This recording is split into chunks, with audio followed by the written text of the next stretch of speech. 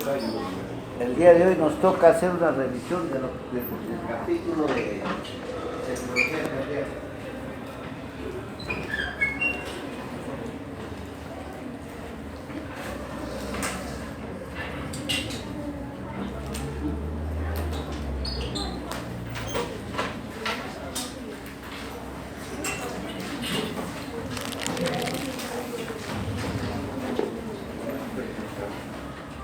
Semiología cardíaca no es nada difícil, es tan igual que la semiología que acaban de hacer de respiratorio.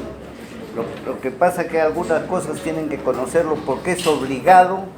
Quisiera que escuchen si no se no es obligatorio que se quede, ¿ya? Si no me interrumpen. Entonces no hay nada especial en semiología cardíaca. Lo que hay que aprender es sobre todo lo que es insuficiencia cardíaca que les van a hacer, lo que es hipertensión y lo que es un poco de arritmias y signos y síntomas de las cardiopatías. Nada raro. Fijar 6 conceptos es más que suficiente para todos ustedes los médicos, porque a veces llegan a ser especialistas y no se acuerdan de nada. Ese es para hacer recordarles de lo que es el corazón. Ya saben ustedes el corazón que contiene, es un músculo cardíaco con un tabique y tiene sus válvulas, 4 válvulas, pero 2 son las más importantes, la válvula mitral y la válvula aórtica. La válvula pulmonar muchas veces, la válvula que digo tricuspidia, no es muchas veces importante la pulmonar, sí, porque van a ver que cuando falta la válvula pulmonar, la válvula tricuspidia, estamos frente a una enfermedad de Epstein, donde estas valvas no pueden haber o pueden estar plegadas hacia el endocardio, o si no puede estar una arriba y una abajo. Entonces eso nos da la característica que no son tan importantes. Cuando falta la tricúspide, estamos frente al corazón único, se llama la enfermedad de Epstein o el mal de Epstein. Después tienen ustedes acá la arteria aorta que sale del ventrículo izquierdo, ¿no? Y las venas pulmonares que penetran en el derecho. Tenemos las cavas, la arteria pulmonar que sale del ventrículo derecho. Eso sería todo. Hay una enfermedad de la aorta que, acuérdense, los que quieren retirarse se van. No es importante que se queden. Para conversar han tenido ya toda la hora de examen y de conversar.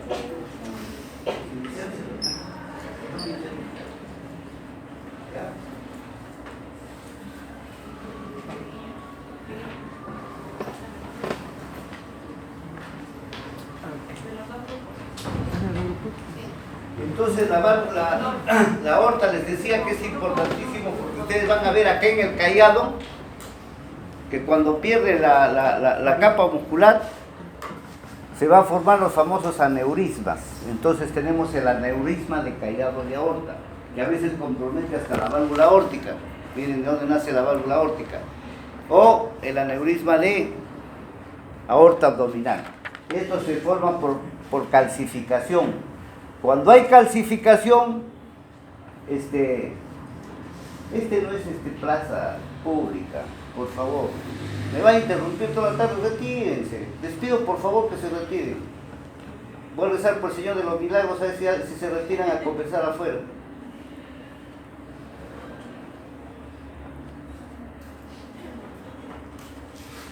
Entonces ustedes tienen no espere que lo saque, ¿ya? Se va a ver feo que lo saque. Entonces les decía que acá se forma una película de calcio. Y esa película es que se va a romper al quebrarse el calcio, se rompe la capa muscular, entonces solo se queda la capa serosa, entonces forman los aneurismas o bolsas. Esto va a disponer a que después se hagan las grandes prótesis, ¿no? Igual va a suceder, miren cómo está acá formado el músculo cardíaco, la parte ventricular. Este ventrículo cuando se necrosa, cuando hay cuadros de isquemia o infarto, va a infartarse alguna parte de eso, a veces toda la punta. Cuando se infarta quiere decir que hay muerte de células. Entonces ahí también solo queda la parte de la membrana del endocardio. Entonces acá lo que se va a formar también aneurismas del ventrículo izquierdo. Cuando hay un infarto acá grande, esos aneurismas del ventrículo izquierdo, estamos frente a una insuficiencia cardíaca avanzada, una cardiopatía dilatada, lo que significa que este paciente ya es candidato a trasplante cardíaco. ¿Ya? Estos pacientes son candidatos a trasplante cardíaco. Entonces, esto es para que vean ustedes más o menos la parte anatómica del corazón. Otras veces acá, lo que vamos a ver nosotros ahora y nos interesa es anomalías de las válvulas. Después de anomalías de las válvulas, es importante ver las anomalías del septum. Y cuando hay anomalías del septum, vamos a ver que hay intercomunicación entre las aurículas o intercomunicación entre los ventrículos. Ese capítulo lo vamos a tocar cuando veamos nosotros la parte de cardiopatías congénitas, ¿no? Porque las otras, las valvulopatías, son valvulopatías adquiridas, ¿no? Ya saben, esto del corazón es repetirles, ustedes lo han hecho en fisiología, igual en fisiopatología. Está compuesto por células endoteliales, endocardio y la parte vascular, miocitos, fibroblastos, neuronas, músculo liso vascular, ¿no? Pero los miocitos siempre nos han dicho que tienen función motora. Y esto no es así porque cada día ustedes saben que hay estudios, entonces ahora se le da una función no solo motora, sino una función endocrina, autocrina y paracrina. ¿Por qué? Porque va a haber síntesis y secreción de algunas sustancias. En este caso va a haber el factor natriurético intrínseco, que ustedes ya lo conocen, auricular, ¿no? ¿Qué va a hacer esto? Va a intervenir ¿dónde? No solo a nivel de secreción de orina, sino va a intervenir en la presión alta. Y los componentes del sistema renina-angiotensina, que también van a intervenir en la cuestión de la hipertensión arterial. Las catecolaminas, que son otras, y el endotelio de todas las grandes arterias va a producir el óxido nítrico. El óxido nítrico y la endotelina. La endotelina se sigue estudiando, todavía no está claro, a ambos se le está poniendo un papel vasodilatador, ya está demostrado el papel vasodilatador del óxido nítrico, porque incluso hay ampollas sintéticas. En hipertensiones severas, ustedes van a ver que en las unidades de cuidados críticos se usan las ampollas de óxido nítrico, porque ustedes no se olviden que hay hipertensiones. Cuando vean hipertensión van a ver que hay hipertensiones malignas de 240, 120, 140 de mínima o diastólica, que son difíciles de bajar. Y ahí solo se puede bajar con el óxido nítrico a goteo, se usa también. Esto no se usa en ampollas completas, se usa en microgoteros. Las endotelinas, que son las encargadas también de vasodilatar. Esto bastante está su papel en juego y en estudio en los vasos coronarios, ¿no? Esto nada más para que se acuerden ustedes, miren que no siempre los corazones grandes laten mucho. El corazón de un ratón con 0,14 gramos late 650 latidos por minuto. La ballena con un corazón de 631 kilos tiene más o menos el peso y el tamaño de un Volkswagen.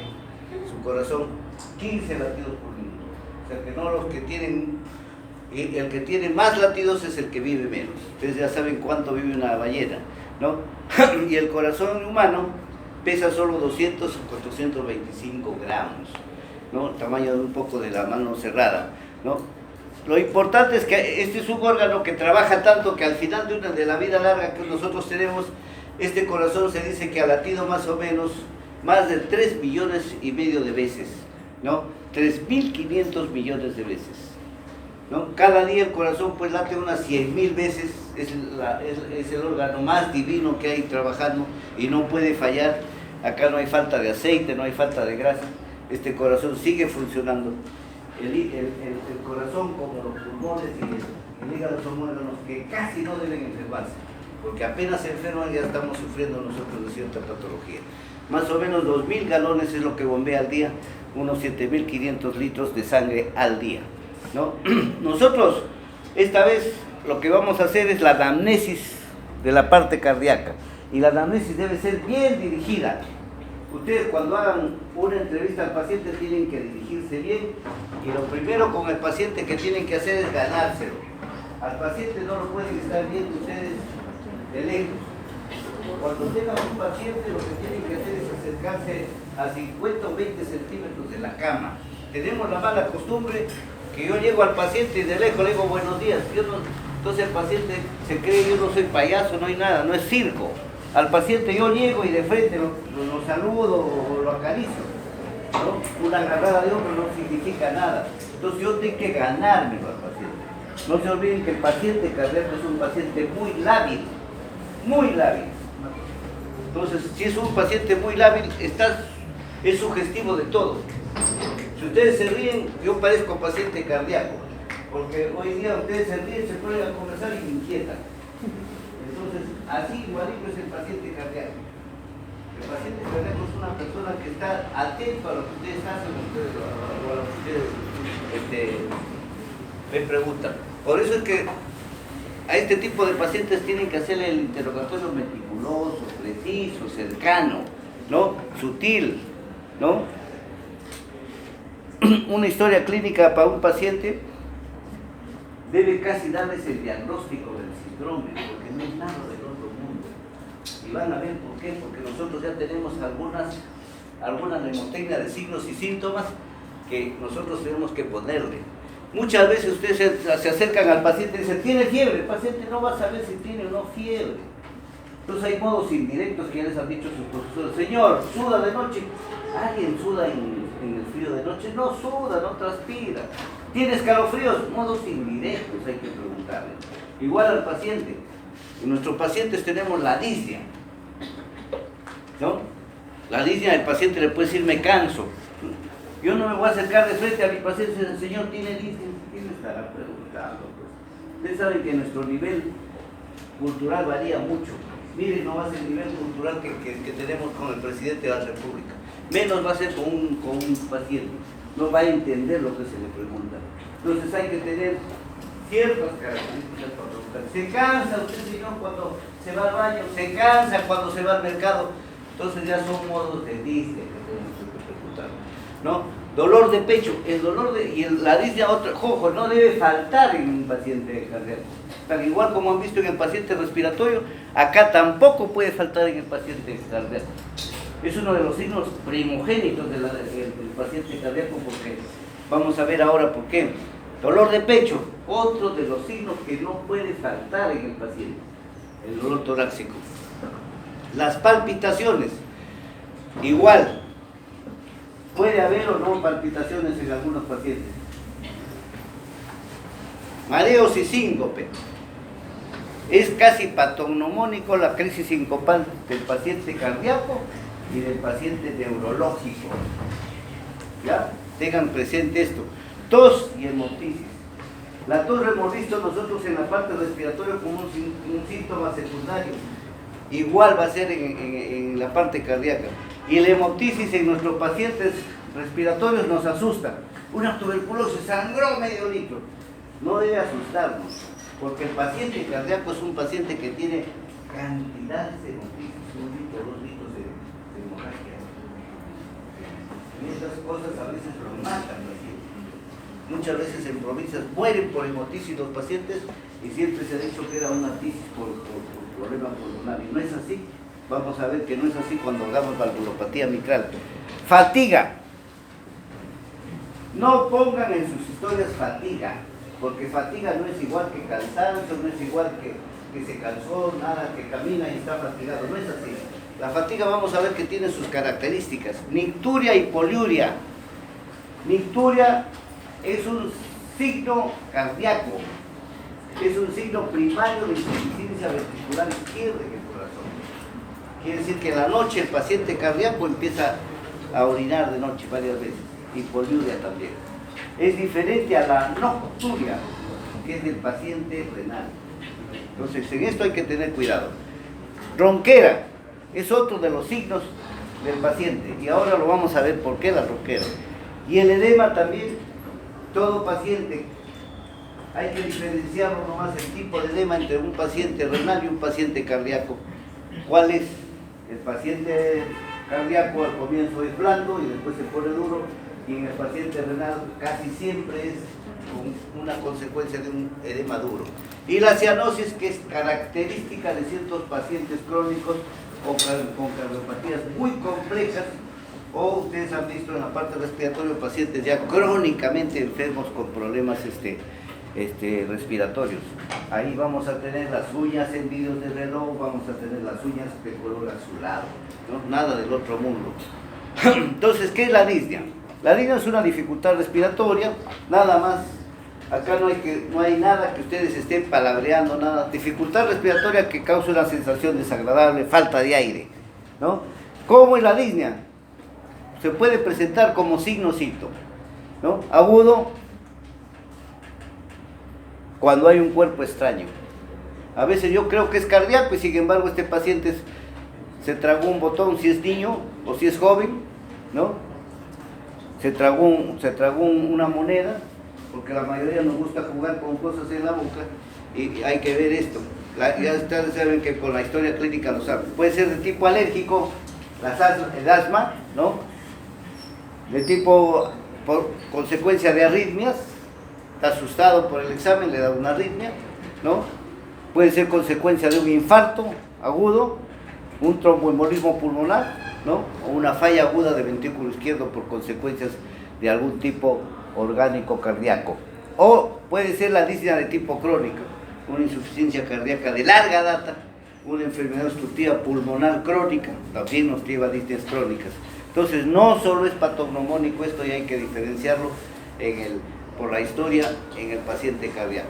Y según su aparición, puede ser una disnea de grandes esfuerzos, de medianos esfuerzos, de mínimos esfuerzos y disnea de reposo. Hay 4 tipos. La disnea entonces de 4 tipos. Al final de este capítulo vamos a ver que hay una clasificación NIA que se llama, y ustedes ya lo van a ver en sus historias. Dice disnea NIA grado 1, disnea NIA grado 2, disnea NIA grado 3 y disnea NIA grado 4. Aprendan esto. No vaya a ser que en el examen todavía seguimos continuando. Doctor, ¿qué quiere decir NIA? ¿No?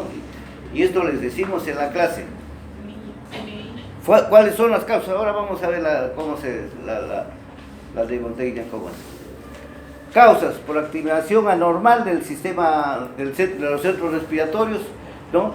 Pueden ser de origen respiratorio, causadas por hipoxia, de origen cardíaco, por disminución del gasto cardíaco, hay hipoxemia cardíaca. No se olviden que en todas las enfermedades cardíacas hay bajo gasto, y eso lo vamos a ver ya después. De origen humoral, cuando hay aumento del CO2 y disminución del O2 en el medio interno. ¿Esto se da dónde? Cuando yo subo a la altura, cuando hay problemas, por ejemplo, muere un paciente, un familiar, lo ponen a la viuda al costado, todos lo rodean y empiezan a darle el pésame, le hablan de todo, lo hacen recordar y nadie lo deja respirar bien. Con la junta respira, se cae, pues. Hay una disnea y se cae, de origen humoral. Hay un aumento del CO2, no lo dejan respirar, no hay toma de oxígeno. De origen metabólico, también, ¿no? Entonces son estas las causas más o menos de disnea. ¿Cuál es la fisiopatología de la disnea? Causas mecánicas, cuando hay obstrucción de las vías aéreas, ya vimos. Patología restrictiva, pulmonar, y las agudas o crónicas, que ya vimos las causas, o problemas de estimulación de los músculos respiratorios que no compensan frente a un cuadro respiratorio de ejercicio o de enfermedad. Los síntomas, ¿cuáles son? Estridor, retracción y tiraje. Ya ustedes ya han visto en respiración, cuando han hecho la patología respiratoria, lo que es retracción costal, cuál es el tiraje costal que más se ve en niños, ¿no? Entonces esto ya ustedes ya tienen experiencia viendo pacientes en esto. O puede serse a cambios gaseosos. Cuando hay hipoxia, hipercamio en sangre, ¿no? No va a haber estímulo de los centros respiratorios, entonces se va a producir un aumento de la hiperventilación o de la ventilación. Esto se da cuando subimos nosotros a la altura, no se olviden. Los que suben a Huancayo, a Ayacucho, a Cerro de Pasco, que supuestamente van a tomar oxígeno, ahí no existe oxígeno, por la presión barométrica que es alta. Entonces no existe oxígeno, el oxígeno está bajo 30 centímetros, porque ustedes van y se cansan.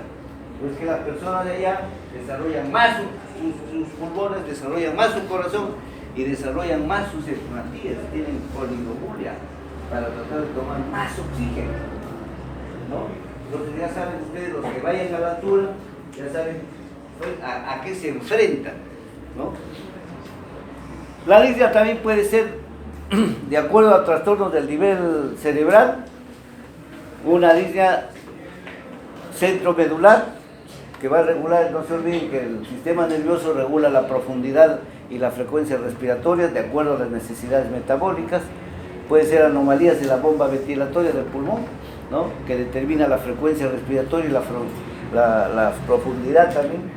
Esto nunca está solo, sino todo está regulado por el sistema nervioso central, ¿no?, que es el responsable de dar la respuesta a los músculos, ¿no?, y a los arcos costales, ¿no?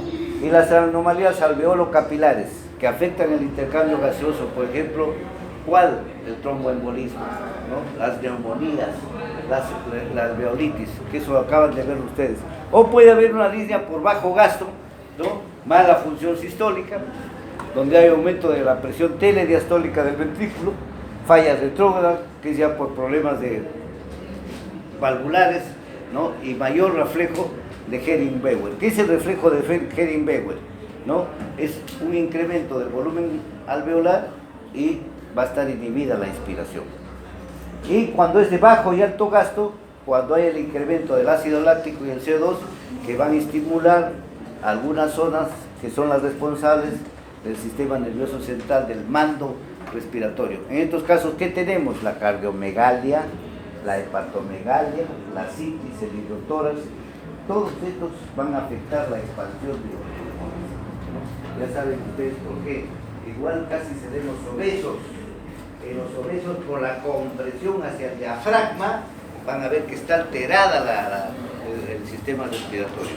Entonces hay un sobreestímulo del pericardio, ¿cuál? Parietal, visceral, ¿no? Porque no se olviden que el pericardio tiene dos capas. Seguimos hablando de disnea, de gasto alto, ¿no? ¿En qué casos tenemos nosotros? Hay poco oxígeno y mayor resistencia vascular periférica, en la anemia, en la tireotoxicosis y en los famosos CHAN. ¿Esto en quiénes se produce? En los pacientes con CHAN, tienen gasto alto cardíaco. ¿Cuáles? Los que nosotros producimos a veces de CHAN. En los pacientes que tienen insuficiencia renal crónica, que se les hace CHAN. CHAN es la unión de la arteria con la vena para la hemodiálisis, ¿no? Gasto normal, cuando falla el incremento del volumen minuto y hay incapacidad para usar el oxígeno, ¿no?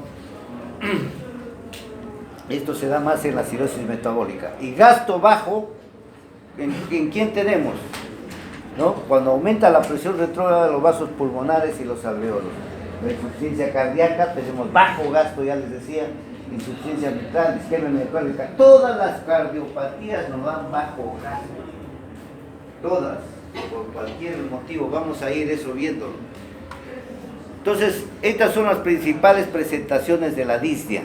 En decúbito, cuando al acostarse, ¿no?, por aumento del retorno venoso, va a haber disnea, porque aumenta el retorno venoso. Esto se alivia con las almohadas. La disnea ortornea, cuando ocurre en la posición supina o ciclopnea y se alivia al sentarse o pararse. La insuficiencia mitral y la insuficiencia del ventrículo izquierdo. La trepopnea, eso ya lo acaban de hacer en respiratorio, ¿no?, en decúbito lateral izquierdo cuando hay derrames, ¿no? Paroxística nocturna. ¿Cómo se llama la disnea paroxística nocturna? Es cuando yo me acuesto y exactamente después de 2 horas de estar acostadito, empiezo yo a sentir falta de aire. Acuérdense, esta es una pregunta que se toma en ENAM y se toma a los residentes, se olvidan. Ahí se pone, disnea nocturna es aquella que se presenta 2 horas después, nadie contesta, ¿no? Esto es cuando hay insuficiencia ventricular izquierda. Es un signo primario de la insuficiencia ventricular izquierda, ¿no? Plantipnea, posición erecta, la disnea y la disnea periódica o ciclopnea de Cheyne-Stokes. Esta ya lo han hecho, ¿no? Pero se presenta también en insuficiencia cardíaca, hipertensión arterial, ¿no?, y cuando hay la enfermedad de edema pulmonar. Respiración de Cheyne-Stokes, lo acaban de hacer, ¿no? Respiración de Kurzbauer, pues una repetición, lo acaban de hacer cuando hay acidosis metabólica, ¿no? Después tenemos el dolor torácico, que les decía que no debe faltar. El dolor torácico puede ser leve, moderado o intenso. Ustedes tienen que preguntar. Ustedes en respiratorio acaban de hacer la anotación y en el dolor torácico tienen que ubicarse. Tercio superior, guantes, tercio medio, tercio inferior. ¿De qué lado? Derecho, izquierdo. Hay que ubicarse, ¿no? Porque yo puedo tener de repente un dolor izquierdo o un dolor derecho. Digo, no es corazón, mentira. No se olviden que el corazón a veces hay de extroncar y está ubicado al lado derecho. Entonces no se confíen, ¿ya? Y eso nos va a dar la auscultación. Pero el dolor torácico puede ser de pared. ¿En qué casos? Cuando hay mamas inflamadas, tumores, paniculitis, mialgias, herpes zóster, que se nos pasa largamente cuando en nuestros pacientes de tercera edad. Ustedes examinan a un paciente de tercera edad, le hacen electrotomografía, todo, y nadie examina. Tienen la mala costumbre ustedes que aprenden de algunos profesores a examinar con camisa o con chompa encima. Y eso es una mala costumbre, hay que descubrir y ver piel cuando se examine. Porque los TRIP en pacientes cardíacos no se examinan con chompa, tienen que examinarse directamente en piel. Acostúmbrense a eso. Se les puede pasar un herpes zóster. Lo vio usted y va otro médico que es más acucioso y dice, ¿quién te ha estado viendo? La doctora tal. Oye, si tienes un herpes zóster, ha estado perdiendo su tiempo una semana, la doctora le da el tratamiento de herpes zóster y se fue el dolor torácico. O cuando hay fracturas costales, nadie estamos acostumbrados a palpar costillas. Y eso sucede. No se olviden que desde jovencitas puede haber fracturas por cáncer de ovario. Hay muchas fracturas. Hay médicos que lo mandan a uno, que te ve el corazón, te duele el pecho. Uno empieza a hacer la palpación, una fractura encuentra de segundo o tercer arco costal. Y se acabó el mundo. Corregirlo al ginecólogo que lo estaba viendo un mes y que le dolía, ¿no? Problemas de pleura, pulmón o mediastino. Esto también ya saben ustedes que produce dolor, la pleura, ¿no? En los casos de tracoeonquitis, cuerpos extraños. O puede haber dolores abdominales que simulan un problema cardíaco, hernia de hiato esofágico, aerofagia, en los que están conversando frecuentemente y comiendo, ¿no? Este de Fischer es rarísimo, pero solo lo ponemos para que ustedes estén enterados que hay un cuadro de epilepsia que provoca dolor precordial, que es un cuadro de epilepsia, es tipo del sistema nervioso, ¿no? Y el dolor torácico psicógeno, que son los falsos cardíacos que se presentan tan... Acá está equivocado porque es el de origen femenino, no es así. No hay que hacer defensa, porque ahora el dolor psicógeno lo presentan tanto hombres como mujeres. Porque antes había más mujeres maltratadas, ahora creo que hay más hombres maltratados por las damas.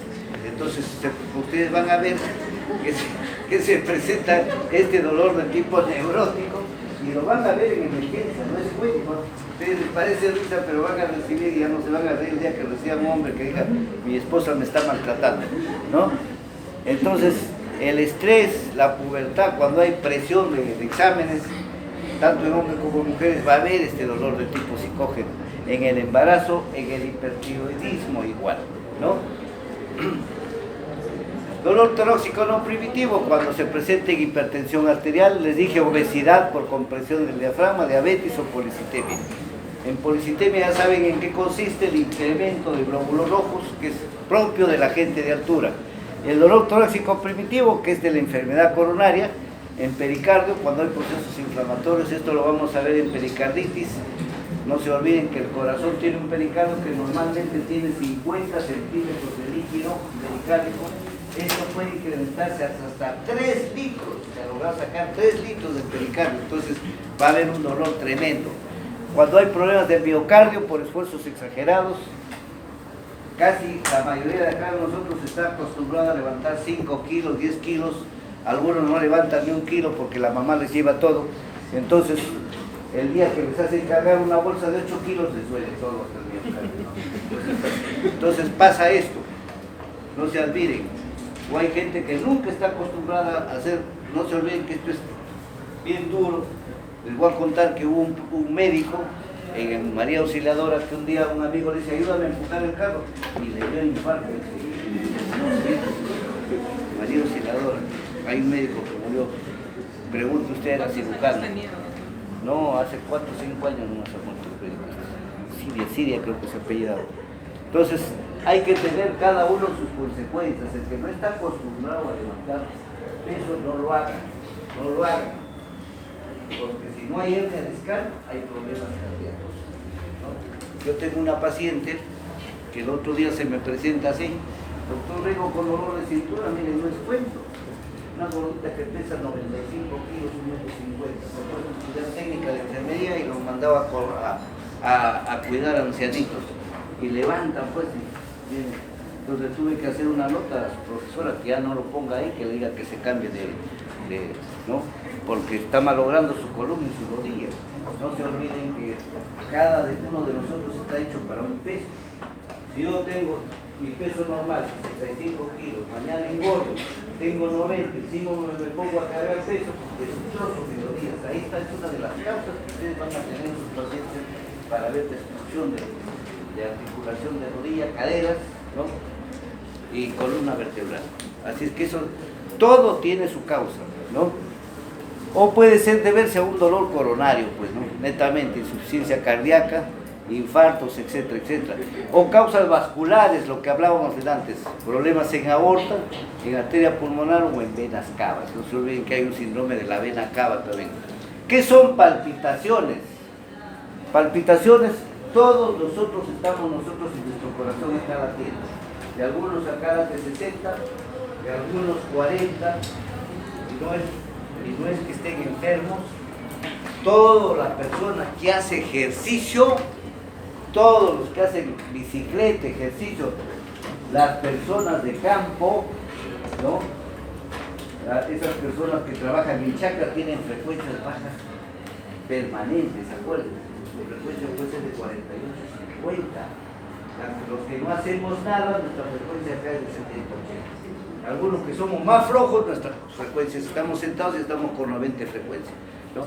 Y esto es importante. Cuando nosotros percibimos los latidos, ya estamos frente a palpitaciones.